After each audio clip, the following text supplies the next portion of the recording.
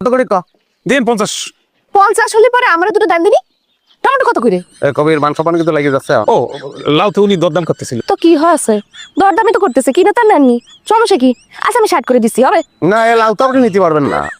যে জিনিসের দাম মান্নান একবার করে ওতে কেউ হাত বসাতে পারে না, ওকে নিতে পারবেন না আপনি। তাই নাকি? কেন?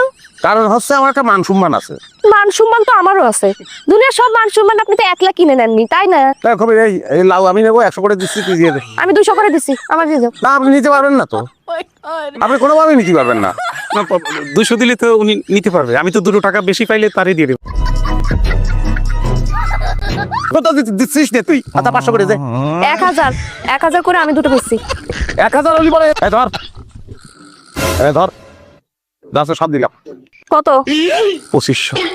2501। কি করতেছিস? 2502। করতেছিস কি তুই? ভাই মালের দাম তো অটো নিলাম ওইটা গেছে। 2501, 2502। 3000। তাহলে পরে আমার ঘড়ি না ভাই আমার ক্যাশ লাগবে ভাই, আপনার টাকা ধরেন। 3000। 2 3। মান সম্মান মানে তার একারই আছে, আর কারণে তোরে নিলামে তুলবো।